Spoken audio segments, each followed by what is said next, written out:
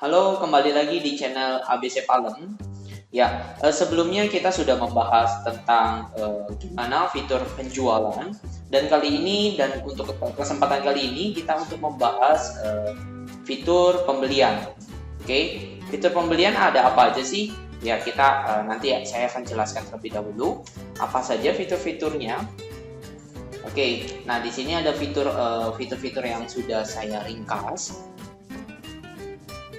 Ya, yang pertama pasti ada permintaan pembelian, kemudian pesanan pembelian, kemudian kita terima barang. Nah, kalau memang ada uang muka atau down payment, kita bisa pakai uang muka dan uang muka atau pembelian. Nah, kemudian kita juga setelah melakukan terima barang, kita lanjut ke faktur pembelian. Nah, dari faktur pembelian ini barulah kita pembayaran. Nah, ada dari segi pembayaran, barulah kita ke kalau memang ada retur karena itu kerusakan barang atau memang itu ada kesalahan pengiriman barang dan lain-lain, itu kita bisa lakukan retur. Dan juga ada beberapa fitur di tambahan di modul pembelian tersebut, seperti ada harga pemasok, kategori pemasok, dan juga pemasok. Oke, langsung saja kita ke fitur Accurate Online-nya, ya. Yang pasti terutama ya seperti biasa ya, kita langsung login ke accurate.id. Setelah login, barulah kita masukin ID emailnya kita atau nomor telepon, baru ke passwordnya. Oke, saya langsung login. Ini passwordnya ya. Oke, saya enter. Oke, nah kali ini saat ini saya akan membahas fitur pembelian. Nah, kita langsung buka di database yang sudah ada. Ya, saya pakai yang recap sampel. Oke, kita tunggu.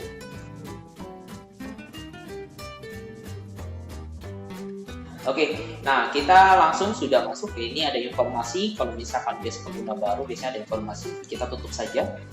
Oke, kita langsung ke fitur pembelian. Nah, ini di pembelian ini seperti yang tadi saya jelaskan, ada beberapa fitur, ada pesanan pembelian, penerimaan, uang muka, faktur pembelian, pembayaran, dan juga retur pembelian. Serta ada fitur tambahan kayak di informasi harga pemasok, kemudian informasi pemasok, serta pemasoknya sendiri, atau vendor atau suppliernya sendiri. Nah, pasti jadi pertanyaan, kok kenapa tadi ada permintaan pembelian, di sini nggak ada permintaan pembelian? Permintaan pembelian ini sebenarnya ada di fitur persediaan, ya. Di fitur persediaan di sini ada permintaan pembelian. Oke, langsung saya langsung mau kasih satu contoh untuk transaksi pembelian untuk di semua fitur ya. Ini yang pertama permintaan pembelian. Oke, nah ini permintaan pembelian. Nah, permintaan pembelian ini biasanya digunakan untuk meminta barang ya. Biasanya dibuat oleh bagian stok atau bagian marketing ya. Dia mau tahu nih setiap barangnya ini saat ini udah habis, dia harus order ulang supaya kita bisa terus jual gitu ya. Makanya dialah membuat permintaan pembelian. Nah, biasanya kalau mau lihat barang tersebut ada atau tidak ada, ini ada di barang dan jasa. Setelah barang dan jasa, di sini ada masing-masing barangnya kita. Nah, di sini ada sebelah kanan ini ada kuantitas ya, kuantitas gudang di gudang di stok yang siap dijual. Oke. Nah, sampai sini kalau misalkan memang biasanya marketing itu kan biasa cek barangnya. Oh, nih seperti ini nih.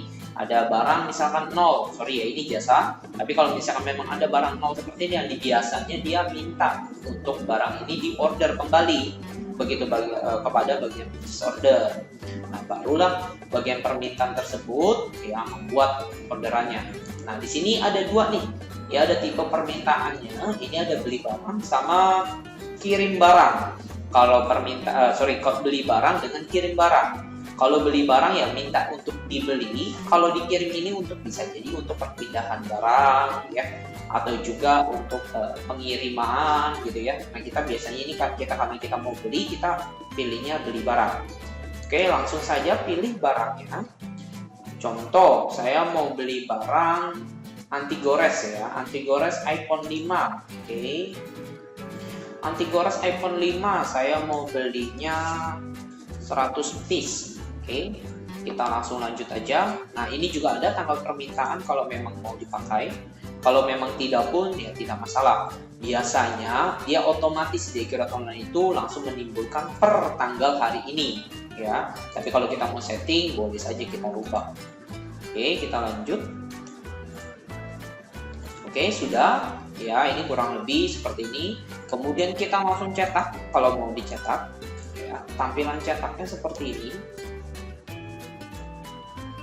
Oke, sudah tersimpan. Nah, di Accurate Online pada saat udah klik cetak seperti ini sudah tersimpan ya. Jadi kita nggak perlu lagi klik simpan lagi, karena kalau udah tampilan seperti ini udah secara otomatis tersimpan. Oke, tadi ya anti gores iPhone 5 mintanya 100. Oke, pembuatannya per tanggal sekarang ya 9 November. Oke, kita tutup. Sudah ya, nggak perlu disimpan lagi karena kita sudah simpan. Atau kalau mau lihat hasil simpanannya boleh. Nah, ini ya. Menunggu ya, ini yang tanggal baru sekarang tanggal 9 bulan 11 ini ya, prosesnya statusnya menunggu diproses. Oke, sekarang bagian purchase order ya, bagian PO, yang bagian orang yang mengorder ini baru dia langsung buka saja pesanan pembeliannya, kemudian dia tinggal pilih dia mau ordernya sama siapa. Contoh, dia mau order ke Jakarta. Ini saya punya customer namanya supplier umum Jakarta. Ya, kemudian dia nggak perlu pilih barang lagi di sini karena kita tadi sudah permintaan barang. Tinggal cukup klik klik ambil. Ya, kita pilih dari permintaan. Oke, permintaan. Tinggal kita searching permintaannya yang mana. Per tanggal 9. Nah, ini ya tanggal 9 bulan 11. Ya, tinggal dipilih. Oke, nah sudah terpilih di sini ya, tinggal transaksi yang tadi yang sudah kita minta itu 100 ya. Dia permintaannya bagian marketing kita atau bagian stok kita mintanya 100. Oke, kita lanjut saja. Nah, bagian purchase order ini berhak ya, karena dia yang tahu dia mau order kepada siapa, kemudian barangnya ada berapa banyak, itu boleh saja kalau kuantitasnya. Contoh, dia order ini kita dapatnya cuma 80.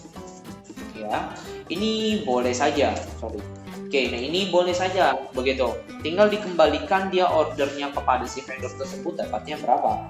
Atau dia sudah janjian bisa lebih dari 100 atau kurang dari 100 juga boleh. Ya, contoh misalkan 120 itu juga boleh.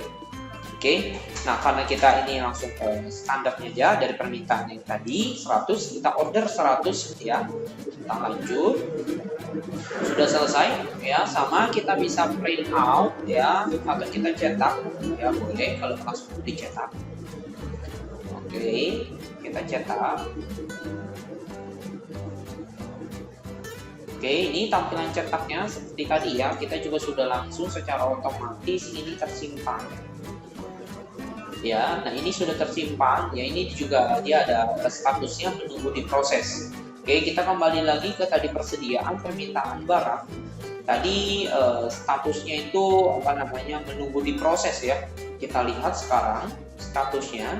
Ini dia sekarang statusnya selesai. Kenapa? Karena sudah diproses ya sama bagian purchase order. Oke. Nah, sekarang purchase order sudah proses, baru kita terima barang atas pengirimannya si vendor tersebut ya. Oke, terima barang. Oke, kita terima barang. Tadi tinggal kita pilih dari si vendornya siapa.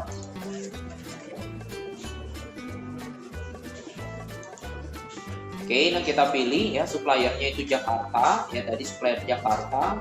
Kemudian surat jalan, biasanya kan kalau vendor itu pada saat pengiriman dia ada kode berkasnya ya, berkas yang dia bawa yaitu surat jalan, dan itu ada nomornya ya, tinggal kita masukin aja surat jalannya nomornya berapa dari si vendor tersebut. Contoh surat jalan 009 ya, saya simpan kita ambil, lanjut ke pesanan yang sudah kita order tadi.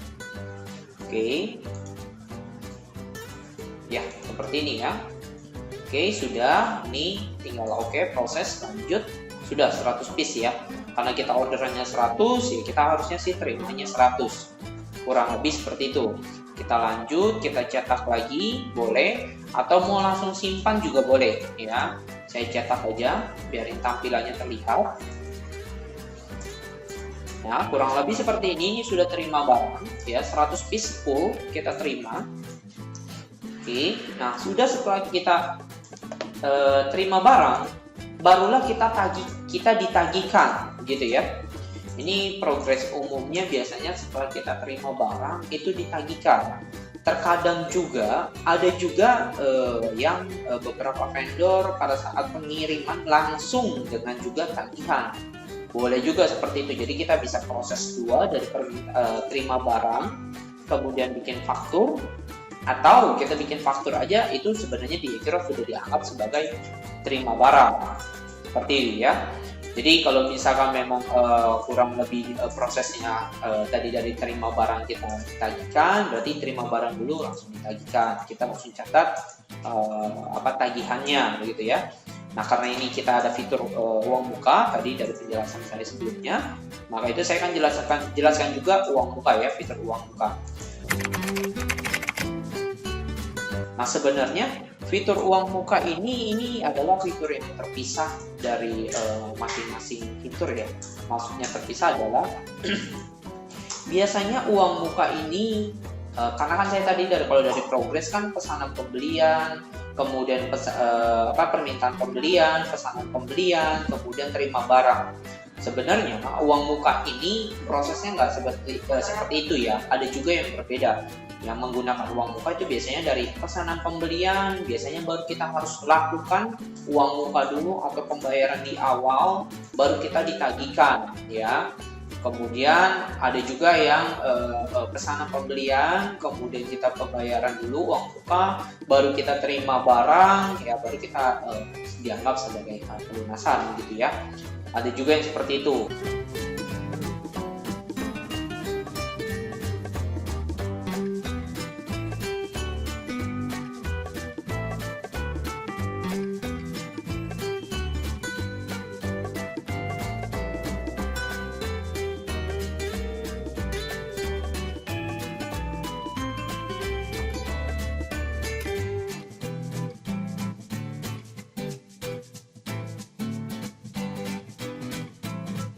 Oke, nah ini kalau misalkan memang mau dipakai fitur uang mukanya, ya sebenarnya ini tinggal pilih PO number-nya.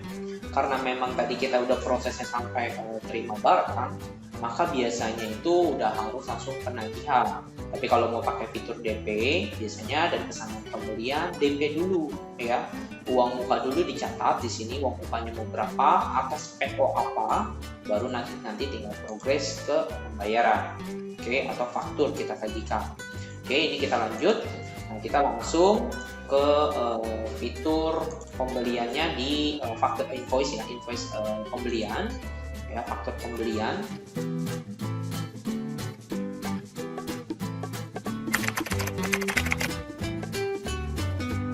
Oke, dari faktur pembelian tinggal kita pilih ya, kita pilih customer-nya dulu, vendor-nya dulu ya.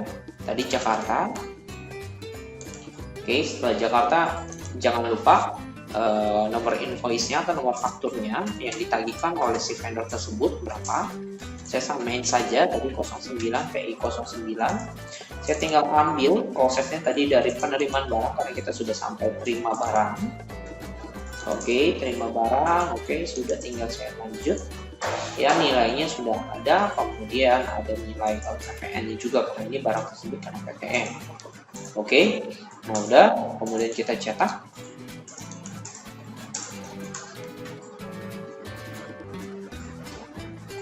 Nah, oke, sudah dicetak di sini, dan ini juga sama seperti sudah tersimpan ya, proses tersimpan. Oke, sudah selesai dari proses tersimpan. Kalau mau lihat hasilnya, progresnya, ya ini belum lunas. Oke, tadi dari penerimaan barang juga ada status. Kalau kita mau lihat, karena kita sudah ditagihkan, oke, kita lihat progresnya di sini sudah difaktur ya. Surat jalan 009 sini sudah difaktur statusnya. Nanti sudah dibuatkan invoicing. Ya. Oke, kita lanjut ke pembayaran. Oke, pembayaran.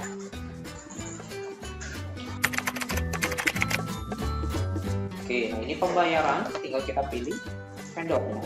Ya, pembayarannya kemana? Surat jalan. Sorry, nama vendornya Jakarta.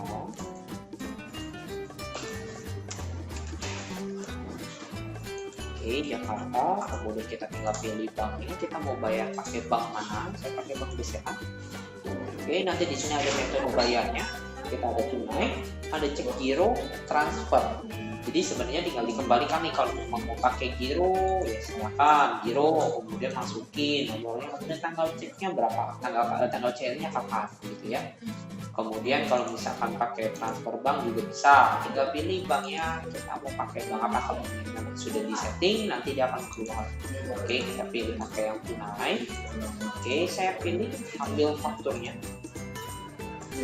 Sudah ya, tinggal ini 1 PI 009. Oke, kita langsung hitung nilainya. Jangan lupa kalau nggak dihitung nanti ada notif.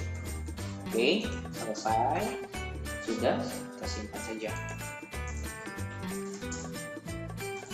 Oke, sudah ya. Nah, ini sudah selesai semua untuk progres sampai pembayaran. Oke.